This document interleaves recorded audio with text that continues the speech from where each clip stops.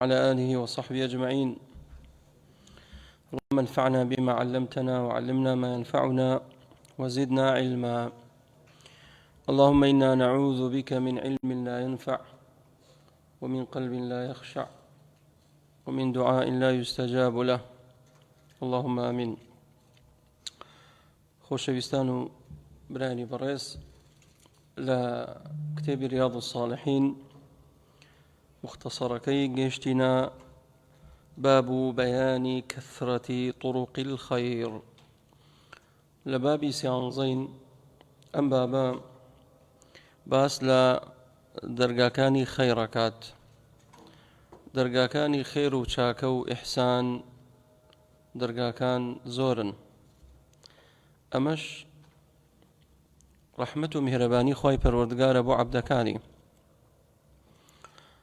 پروردگار من يك درجاي دانا ناو، یەک خێری دانەنەوە، یەک چاکەی دانەنەوە، بەڵکو دەرگای چاکە زۆرە ئەگەر بمانەوێت خێر بکەین. ئەمەش ئیستیفادەی ئەوەی لێ دەکەین کەوا تووشی مەلەل نابین، بێزار نابین. چونکە ئینسان ئەگەر لەسەر تەوەرێک بڕوە، لەسەر بەرنامەیەک بڕوە، ڕەنگە تووشی مەلەل بێت، بێزار بێت. یعنی بۆ نمونە کەسی وا هەیە خی گەورە هەر کەسێک و دەرگایشی لێ کردوتەوە، واشە دەرگای زۆری لێ کردوتەوە، هەیە سێرەکەی دەرگای شەونێژی لێ کردوتەوە، بەڵام ناتوانێت بە ڕۆژوو بێت. ئەو تااقەت و بوونیە و ئەوەی نییە بتوانێت بە ڕۆژوو بێت، تەحملی برسێتی ناکات. مادەم خی پەروەردگار دەرگای شەونێژی لێت کرێتەوە، بەردەوام بە لەسەر شەونێژ، ئەو خی پەروەردگار خێری بۆ دویستووە. هەیە لە نوێژکردنە گورج و گۆڵ و چالاکە، بەڵام هەیە لە ڕۆژووە تەمبەڵە و ناتوانێت بە ڕۆژوو بێت.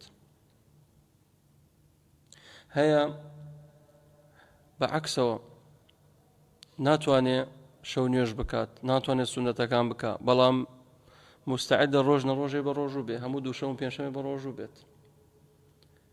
و هەشە خی گەورە دەرگای قورئان خوێندنی لێ کردوێتەوە، قورئان زۆرە خوێنێتەوە، و هەشە ڕۆژانە لاپەڕی قورئانش ناخوێنێتەوە.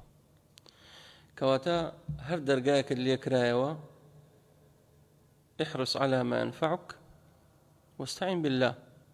ئێستا لەناو سەحابە هەبوو عالم بووە، خی گەورە دەرگای علمی لێیان کردوێتەوە، و هەش بۆ لە دەرگای جیهادە، وەکو خالیدی کوڕی وەلید ڕزای خی گەورەی لێ بێت.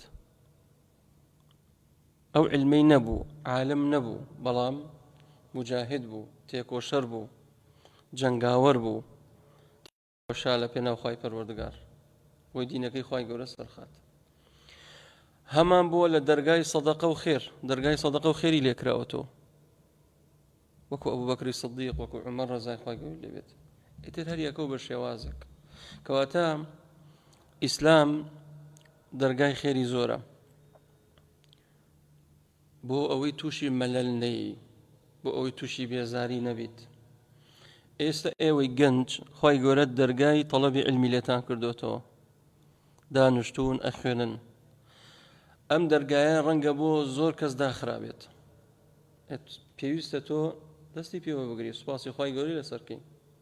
ئەمە هەلێکە، فرسەتێکە، چەندین کەسێ ناتوانێت دابنیشێ یەک کەلیمە بخوێنێت. ئەو دەرگای لێ داخراوە، بەڵام ئەلحەمدولە بۆ تۆ کراوەیە. کەواتە طرق الخەیر زۆرە، کە زۆر بوو وا پێویستەکە کە ئێمە دەست بە خێرەکان بگرین، ئەوەی کەوا سوودی بۆمان هەیە حەریص بین لەسەری. و جۆرەکانی خەیرش بە سێ شێوەیە. خەیر چاکە هەمانە بەدەنیە، و هەمانە مالیە، و هەشمانە بەدەنی و مالیە. هەمانە بەدەنیە، بە بەدەن ئەکرێت، بە لاشەواتە، وەکو چی؟ حەج، عەمرە، ڕۆژوو، نوێژکردن، ئەمانە هە بەدەنین، بە لاشە ئەکرێت. و هەشمانە مالیە، بە ماڵ ئەکرێت، وەکو سەدەقە، زەکات، خێر. ئەمانە عباداتی مالیە یاخود خەیری مالیە و هەشە هەم مالیە و هەم بەدەنیشە.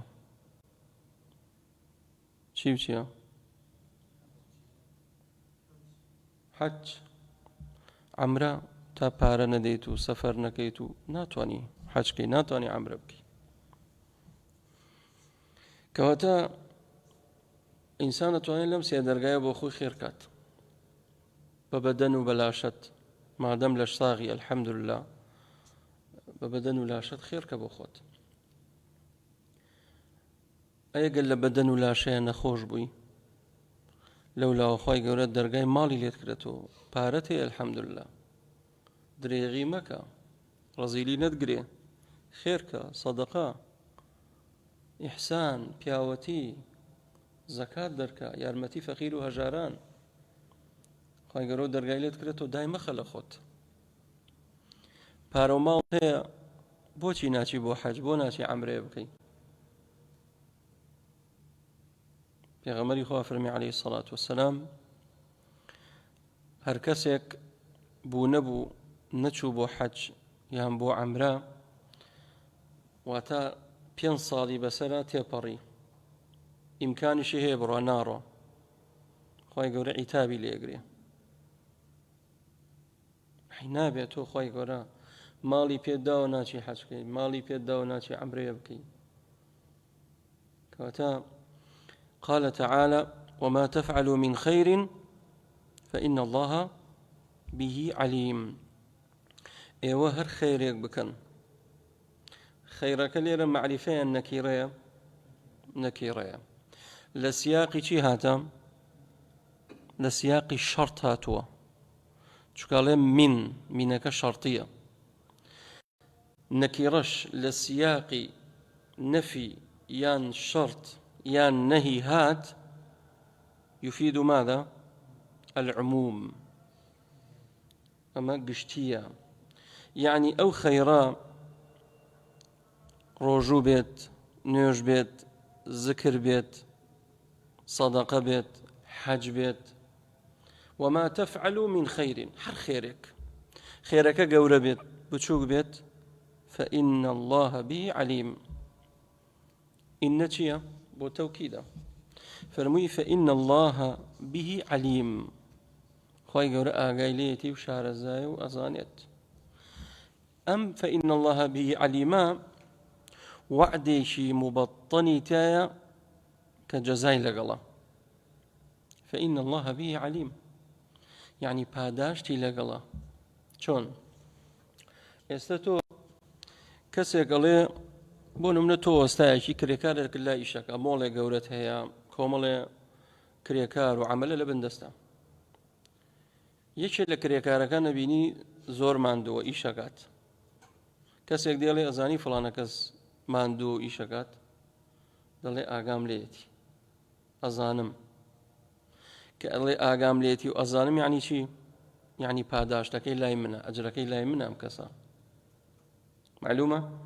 كواتا وما تفعلوا من خير فإن الله به عليم. ئێوە هەر خێرێک بکەن، خێرەکە چ گەورە بێت چ بچووک بێت، فإن الله به عليم، پاداشتی ئێوە لای خۆی گەورەیە، خۆی گەورە ئەزانێت. ئەحصاه الله، خۆی گەورە هەمووی سەرژمێر کردووە، خێرەکەی ئێوە هیچی بەزایە ناچێت. فيجزيكم عليه، خۆی گەورە پاداشتان ئەداتەوە لەسەر ئەو خێران. وقال تعالى وما تفعلوا من خير يعلمه الله. دیسان فەرمووی من خير، خێرەکە نەکیڕەیە ولا سياقي شرط هاتو من يفيد ماذا؟ العموم، يعني هر خيرك وهر خيرك بكن فإن الله يعلمه، يعني يعلمه يعني فلا يضيعه، ويقول بزاي نادات. وقال تعالى فمن يعمل مثقال ذرة خيرا يره ومن يعمل مثقال ذرة شرا يره. سعيد كوري جبير رحمتي خواهي قولي بيد فرمي هبوا لمسلمانان وا گومانیانە برد ئەگەر کەسێک ماڵێکی کەم ببەخشێت پاداش نادرێنەوە لەسەری. خۆی عەلەم ئاەتی داگر فەرمووی فمن يعمل مثقال ذرة خيرا يره. هەر کەسێک مسقالە زەڕەیەک چاکە بکە خێر بکات ئەوە خۆی تەعالە خێرەکەی بۆ هەژمارەکە و بۆ ئەنووسێت. مثقال ذرة یەک مسقال یەک تۆسقاڵ زەڕەیەک خێر بکەی خەیرا یەڕە پاداشی لەسەر وەرەگریت حەت چەندێک کەم بێت. ومن يعمل مثقال ذرة شرا يره. هەبووە هەر سعیدی کوڕی جوبەیر فەرمێ قەومانێک هەبوون وا گومانیان نەبرد لا يلامون على الذنب اليسير، وەک بڵێ محاسبە ناکرێن لۆمە ناکرێن لەسەر تاوانی بچووک و یەسیر و ئاسان، وەکو چی؟ وەکو تێڕوانینی حرام، نەزەرکردن، ئەو بابەتانە خۆی تەعالە فەرمووی ومن يعمل مثقال ذرة شرا يره.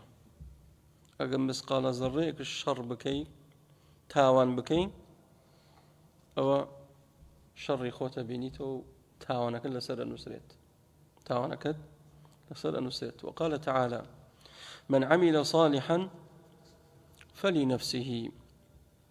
من هەر کەسێک وەزیر بوو، فەڕاژ بوو، ڕئیس بوو، نەخۆش بوو، لەش ساغ بوو، من عمل صالحا، عرب بوو، کورد بوو، تورکمان بوو، فارس بوو، لا خۆی گەورەیەکە إن أكرمكم عند الله أتقاكم. ها لێرە میزان و پێوان و پێوەەر چییە؟ عملی صالحە. من نەیوت عرب، نەیوت کورد، نەیوت تورک، نەیوت فارس، نەیوت ئینگلیز، من هەر کەسێک من عمل صالحا فلنفسه. هەر کەسێک چاکە بکە عملی صالح کات فلنفسه ئەو بۆ نفسی خۆیەتی چاکەکەی. عملی صالح ئەعمالی قەلبیمان هەیە، ئەعمالمان هەیە بە جەوارح ئەکرێت بە بەدەن و لاشە، و ئەعمالمان هەیە لیسانیە بە زمان ئەکرێت. ئەعمالی قەلبی وەک چی؟ خەوف، ئیخلاص، تەقوا، خەشیە، ئینابە، تەوەکل، ئەمانە ئەعمالی قەلبیە. ئەی ئەعمالی لیسانی وەک چی؟ قورئان خوێندن، زکرکردن، سبحان الله، حەمد لله، سەلامکردن لە خەڵک، ئەمانە عەمەلی صالحە. باشە ئەعمالمان هەیە چییە؟ بە جەوارح ئەکرێت بە بەدەن، نوێشکردنە، لابردنی زیانێک و عەزێتێک لەسەر ڕێگای خەڵک، جیادکردنە، ئەمانە هەمووی ئەعمالی چییە؟ جەوارحە. و عەمەلی صالحمان هەیە ئەتتروک، تەرک. هەندێک تروکمان هەیە وازهێنانمان هەیە عەمەلی صالحە، وەک چی؟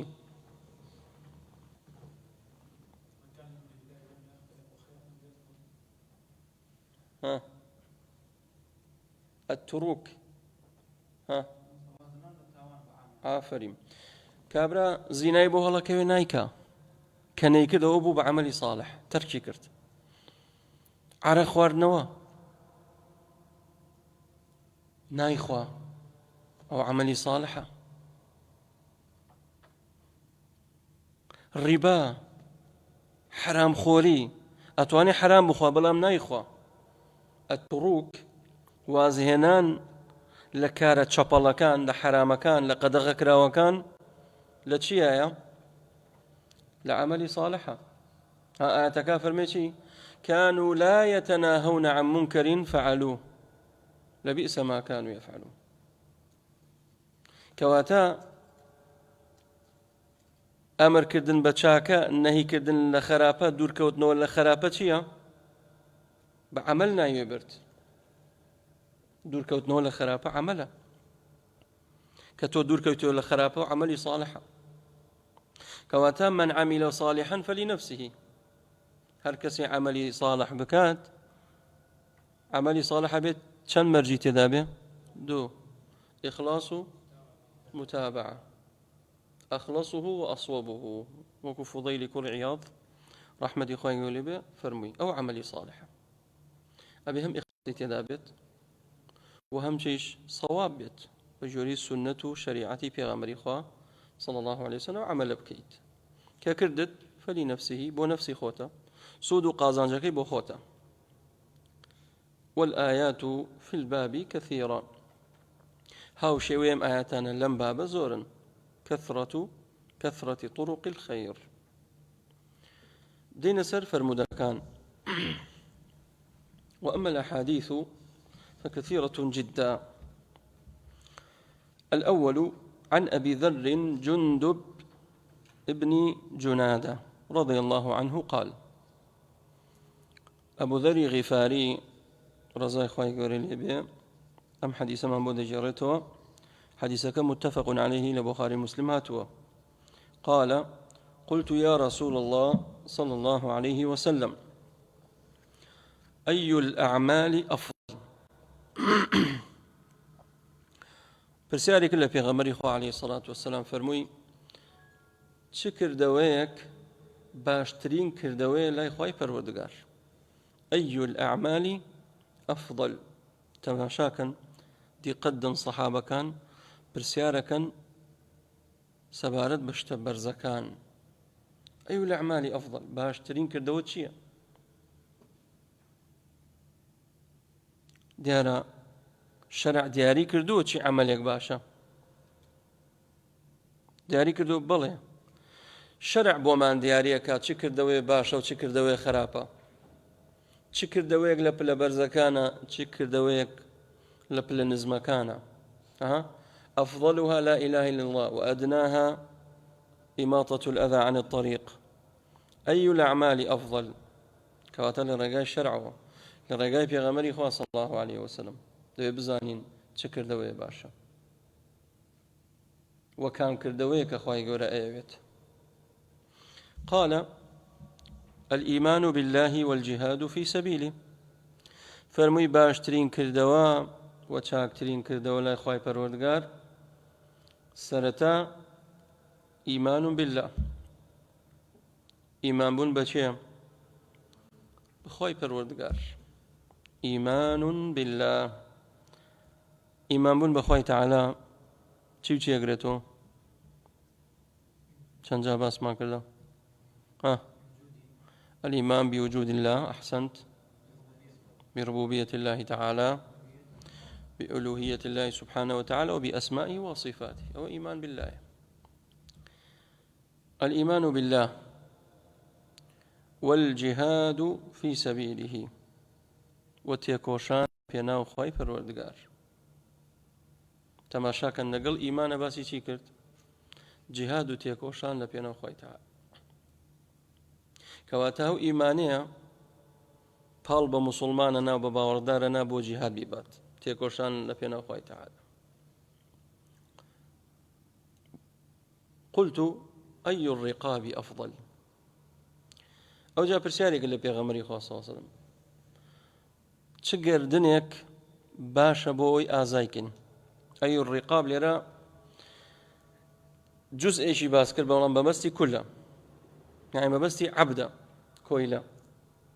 رقاب يعني شيء رقبة قردن باشا كاتك كسي قال أريتو چند كسن لمالو والله شيء دسر خيزاني باشا بس ما بستي سريتي جان ما بستي مش كاملتي كواتا رقبة رأس أما جزء ما بس بيشيا إطلاقي كله. أي الرقاب أفضل عبدك باشا كمن رزقاري كم لعبداتي لكويلاتي رزقاري بيت. قال أنفسها عند أهلها باشترين عبد كتور رزقاري بكيت أو عبديك أنفسها عند أهلها وأكثرها ثمنا أوي كوا زور خوشويست لاي خاونكي وأكثرها ثمنا أوشي كوا زور نرخدار بنرخة چونکە عبده بووە جاران سووقێکە بوو ئەسە چۆن پەرژێ لە ڕوئێوە مەدانی حیوانین ئاژەڵ جارانش مەدانی عبد فرۆشتن هەبووە ناوی چی بوو سووق نەخاسین وەنیە ئەو سووقە ئەو بازاڕە مەدان بووە چون لێ عەبدەکانیاندا ئەنەو ئەیان فرۆشت ئیتر عەبدی وا هەبوو گرانبەها بوو هەبوو وەسەط بوو هەبوو هیچ نرخێکی نەبوو ئەوەی کە گرانبەها بوو ئیشکەرە دەستپاکە داوێن پاکە چاو لە دەر نییە ئەمە ئەنفەسوها عند ئەهلیها ئەمە مەرغوبە ئەم عەبدە ئەگەر عەبدێک تەوەزول و تەمەڵ و دز بێ و دەستی پیس بێ و لە ماڵ چی لێ بکەم ئەو عەبدە خۆشەویستەکەوە ئەنفەسوها عند ئەهلیها وأكثرها ثمنا وأمش نرخدارە پارەی باشەکە لە بازار تۆ بچی لە پێناو خۆی تەعالی عەبدە ڕزگارکەی ئەو عەبدە ڕزگارکەیت ئەمەش لێرە ئەومان پێ دەڵێ هەر شتێکمان بەخشی وەکو خۆی تەعالی فەرمێ لن تنالوا البر حتى تنفقوا مما تحبون کاتێک ئەگەنە چڵە پۆپەی بڕ و چاکە و حەسەنە و ئێوە ئەو شتە ببەخشن مما تحبون ئەوەی کە زۆر خۆشەویستە لاتان کابرا زستان دێ هەنێ بەتانیە دڕا و سۆبەشکاویە وەڵای دەمە فەقیر باشە ئەمە خێرتەگا عیبی نییە بەڵام کامەیان ئەجری زیاترە و باشترە سۆبێ تازە بەتانیەکی پاک تازە نەک تۆ بچی لە ماڵ چی شڕکە و پڕکە هەیە لە جل و بەرگ و لە فەرش و نازامجی وەڵای دەمە فڵانە فەقیر لن تنالوا البر حتى تنفقوا مما تحبون ئەم ئاەتە لەسەر چێ دامەزی سەحابەیەکە بوو ناوی ئەبوو تەلحە بوو باخی هەبوو دارخورمایە زۆری هەبوو پێغەمبەری خوا صلی الله علیه و سلم زۆر جارە هات لەو دارخورمایە خوارد یعنی لە خورماکەی خوارد پێغەمبەر تا ڕۆژێکی ئەم ئاەتەی گوێ لێ بوو لن تنالوا البر حتى تنفقوا مما تحبون فەرمووی یا رسول الله تۆ شاید بە هەمووی بەخشی لە پێناو خۆی تەعالی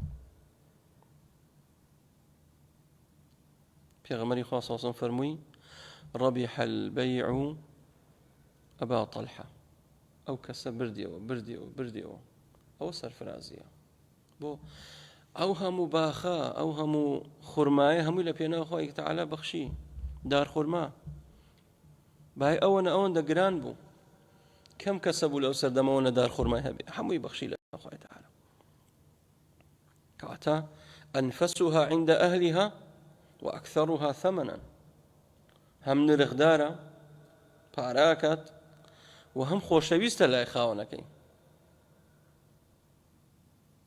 ئەمە لە چیە سەدەقەی مطلق ئەمما لە زەکاتە پێغەمبەری خوا صلی الله علیه و سلم بە معاذی فەرموو ئیاکە وەکەڕائم ئەموالهم لە کاتی ئەگەر گەشتینە حاڵەتی زەکات نا ئەوەی کەوا زۆر گرانە نە ئەوەشی کەوا زۆر خراپ و لاتە نە وەسەتەکە یعنی ئەگە کابرا حەیوانی هەبوو مەڕدار بوو زەکاتەکەی دەرکرد نایە بڕۆین کام حەیوان باش و قەڵەوە چاکەکان دەرکەین بۆ زەکات نە وەسەتەکە و ناش بێ حەیوانێ بێنین لات و هیچی تیا بەسەر نییە لاواز تۆ وەڵاما کەمە زەکات ئەوەش نابێت کامیان وەسەتەکە لە بژێری بەڵام لە سەدەقەی مطلق سەدەقەی سنت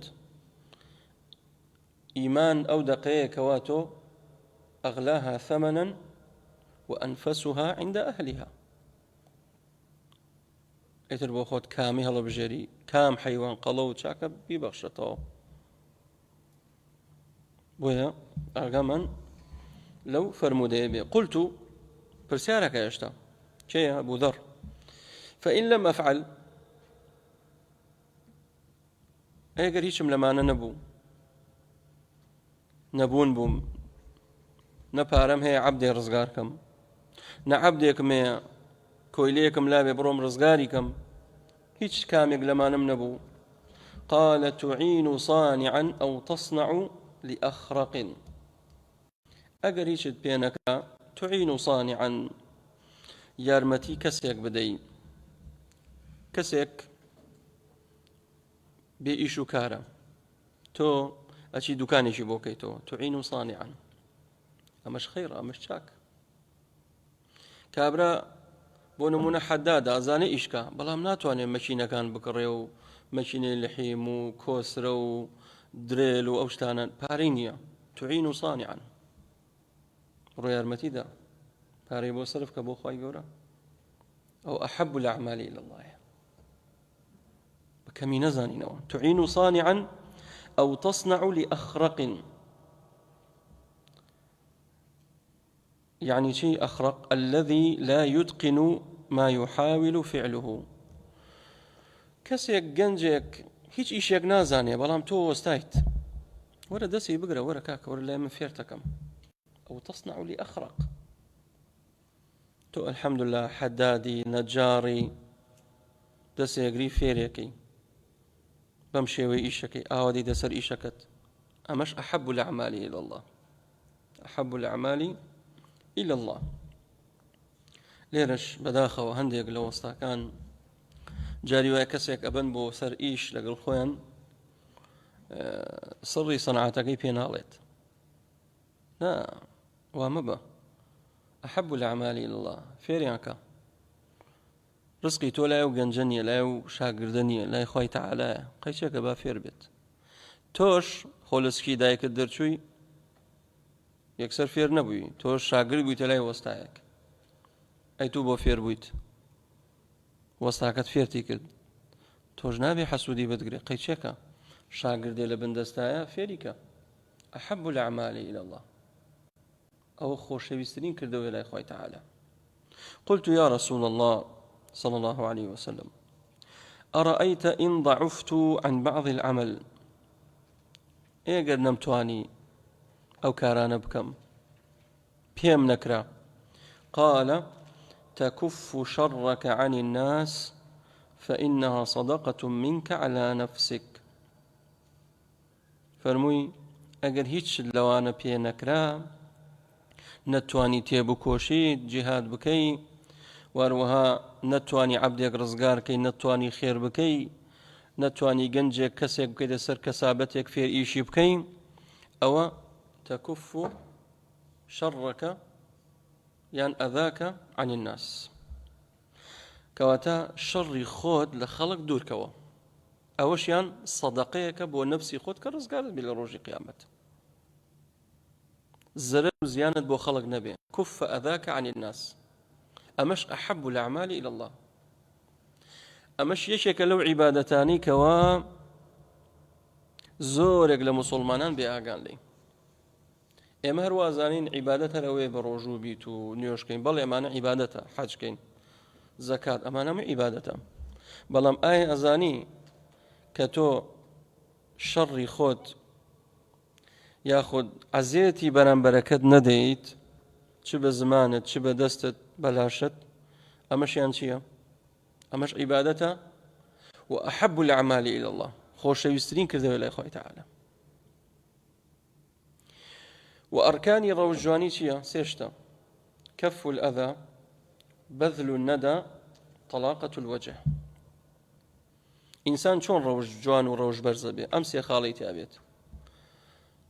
كف الأذى، زەر و زیانت بۆ کەس نەبێ، عەزیەتی کەس نەدەی،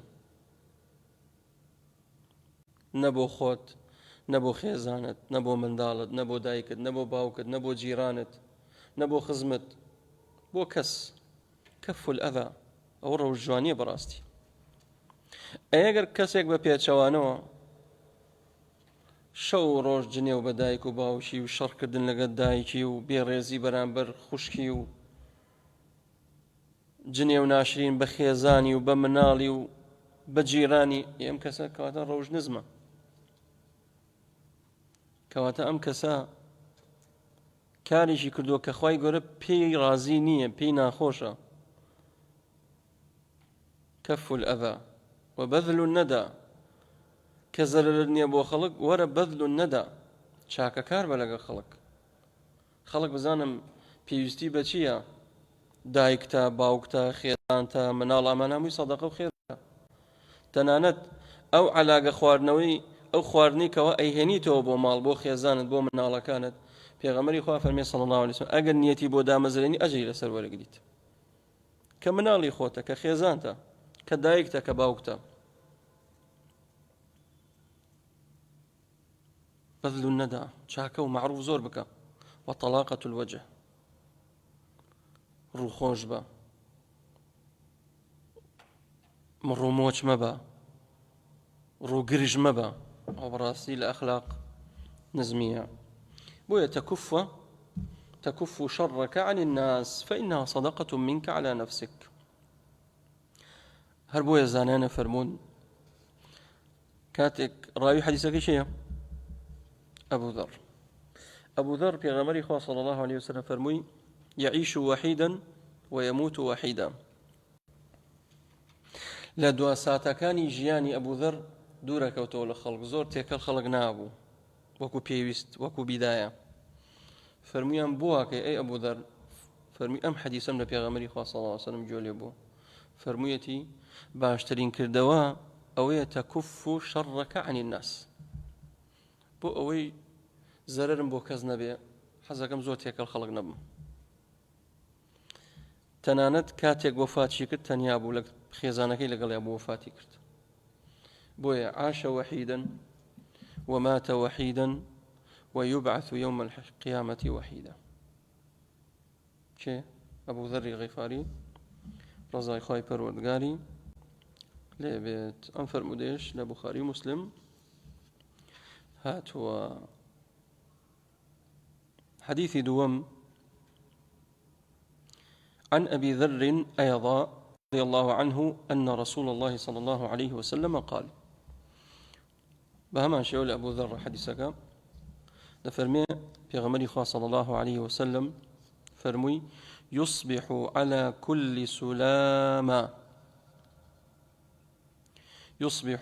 كل سلامة من أحدكم صدقة. دەفەرمێ هەموو ڕۆژێک کە بەیانی یەکەیتەوە لەسەر هەموو ئینسانێکە كل سلامة صدقة. سلامة يعني شي؟ المفصل. مفصل يعني شي بكرديكا؟ جمقة. يعني شي؟ يعني جمقة بش أو شوينية شويني بقيشتني دو إسك هاسيك أما جمقة أما جمقة لحديثة هاتوا جماريان شنيك لاشان 360. همو جمقەیەک ئەبێت تۆ ڕۆژانە سەدەقەیەشی دەرکەیت، خێریشی بۆ بکەیت. بۆ ئەمە بۆ چییە؟ ئەم خێرە بۆ ئەوەی سوپاسی خوای گەورە بکەیت لەسەر ئەو نیعمەتە. الحمد لله من أصبح منكم آمنا في سربه معافا في جسده. بەیانیت کردەوە سوپاس بۆ خوای تەعالا لەشت ساغە. ئێسکەکانت لە جێی خۆیەتی نەخۆش نیت، نەکەوتویت لە ناو جێگا، ئەیدەوەرە سەدەقەی ئەو نیعمەتە بدە. چۆن سەدەقەی ئەم جومکانە بدەم؟ ئێسکەکانم ئەو جومکانە چۆن سەدەقەی بدەم؟ فەرمووی 360 جومگە هەیە لە لاشەی ئینسان دەبێ سەدەقەکەی دەرکات. فەرمووی فكل تسبيحة صدقة. لێرە پێغەمبەری خوا صلی الله علیه و سلم فێرمانەکات صدقة و خەیر بابەکە بە ناوی چییە؟ كثرة طرق الخير. دەرگاکانی خێر زۆرن، یعنی وا نەزانن خێر بەس بە پارە و ماڵەکرێت. کۆمەڵێ لە سەحابات نەلای پێغەمبەری خوا صلی الله عليه وسلم هەر لەم بابەیە هەیە، بەڵام مختصەرەکەیەتی نەیهاوردوێتەوە. فەرمووی ذهب أهل الدثور بالأجور يصلون كما نصلي ويصومون كما نصوم بلام ويتصدقون بفضول أموالهم. عليك السلام ورحمة الله وبركاته. فرمي أوان نيوجكن إيمج نيوجكين بروجون بروجوبين بلام أوان لإيم زياتر أهل الدثور واتە دەوڵەمەندەکان بوونەکان بەڵام خوای تەعالا پارۆماڵی پێیانداوە ئەوان کەوتنە پێش ئێمە. پێغەمبەری خوا صلی الله عليه وسلم فەرمووی شتێکتان پێ بڵێم خێر بێ بۆ ئێوە في كل تسبيحة صدقة وبكل تحميدة صدقة وأمر بمعروف صدقة ونهي عن منكر صدقة وتعين الرجل على دابته فتحمل له متاعه صدقة. ليرش فرموشي فكل تسبيحة صدقة. أمو سبحان الله صدقة ببي أوي ماندوبي لجي خودان شتا سبحان الله سبحان الله الحمد لله الله أكبر أما نامي صدقة وخيرا. پیاوە کاتە لای پێغەمبەری خوا صلی الله عليه وسلم فەرمووی شتێکم فێر کە خێر بێت. فەرمووی ئەم دوعایە زۆر بکە ئەم ذکرە بڵێ سبحان الله والحمد لله ولا إله إلا الله والله أكبر. فەرمووی ئەمە بۆ خوایە.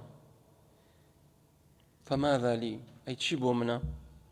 فەرمووی لە دوای ئەم هەم ذکرە سبحان الله والحمد لله ولا إله إلا الله الله أكبر لێبوویتەوە ئەم دوعایە بکە ئیلا خوای گەورە دوعاکەت قبوڵ دەکات. بڵێ اللهم اغفر لي اللهم اهدني اللهم ارزقني خوای لێم خۆش بە خوای هیدایەتم بە خوای ژیان ڕزقم بیت. ئیلا خوای پەروەردگار ڕزقی ئەدا و هیدایەتی ئەدا و لێشی خۆشە بێت. دەرگای خێر زۆرە برا. فرمي بكل تسبيحة صدقة وكل تحميدة صدقة. همو سبحان الله صدقة يكتبون نسري خير تبون نسري وهمو الحمد لله الحمد لله الحمد لله صدقة تبون نسري وكل تهليلة صدقة وهمو تهليليك لا إله إلا الله واتا صدقة تبون نسري وكل تكبيرة صدقة وهمو الله أكبر يكشف صدقية وأمر بالمعروف صدقة كردن بچاكا صدقة ونهي عن منكر صدقة نهي كردن لخرابو لمنكر صدقة ويجزئ من ذلك ركعتان يركعهما من الضحى رواه مسلم. لبري حرهموي أمس سطو شصت جمجيا لبري هموي دور كاد نيوج هستي دز نيوج المقري دور كاد نيوجي تشاشتن قابقي لبري همويتي يعني تو دور كاد نيوجي تشاشتنقا بكيت چنێکت بۆ نووسێ 306 صدقة وحسن وشاكت بۆ نووسێ سي أو فضيلتها چنێ بێ ئاگاین لێ ئێمە کە زۆر بەمان پابەند نین بە نوێژی چاشتەنگا کە نوێژی چاشتەنگا کاتەکەی کەیە کاتێک ڕمێک خۆر بەرزە بێتەوە یعنی لە دوای خۆر هەڵاتن بە چارەگە 20 دقیقەیەک بۆ تێ نوێژی چاشتەنگا بکەین و کەی کاتەکەی تەواو بێ چارەگە 20 دقیقەیەک پێش نوێژ نیمەڕۆ قوبەیل الزەوال. ئەی باشترین کات کەیە حینە تەرمیض الفیصال کاتێک زەوی گەرمە بێت کە زەوی گەرم بوو ئەو کاتە وشتریان بەچکە وشتر ناتوانێت خۆی ڕابگرێت لەسەر ئەو قومە ئەو لمە ئەچێتە بەر سێبەر حینە تەرمیض الفیصال یعنی بڵێ سەعات 11 دەونی و 11 لەو دەورانە. چەند ڕکاتە؟ 2 ڕکات هاتە 4 هاتە ئەتا 8 هاتووە لە فەتحی مەکە پێغەمبەری خوا صلی الله علیه و سلم مەشتی کرد و خلافەیە هەندێک لە زانایان فەرموون ژمارەی نییە چەندێ بکەی ئەتوانیت بەڵام ڕاجح کامەیە والله ئەعلم 8ەکەیە کەواتە ئەم فەرموودەیە و فەرموودەکەی پێشوش پێمان دەڵێ ڕێگاکانی خەیر دەرگاکانی خەیر زۆرن. ئێستا بگەڕێنەوە بۆ فەرموودەکەی یەکەم دەرگاکانی خەیر چی بوون کە باسی کرد لێوێ ئیمان بالله جیهاد فی سەبیل الله عتق رقبة باشا كويليك آزاد كي إتر أو تصنع لأخرق تعين صانعا على صنعته كسك فقيرة ندارة إيش بوب دوزيتو أمانامي أحب الأعمال أمانامي خيرا أي أمانشم هر نبو هيشم لدى صلاة نبو زرر وزيانة بو خلق نبيت أو بخود صدقية كبو نفسي خود رزقار تبيت.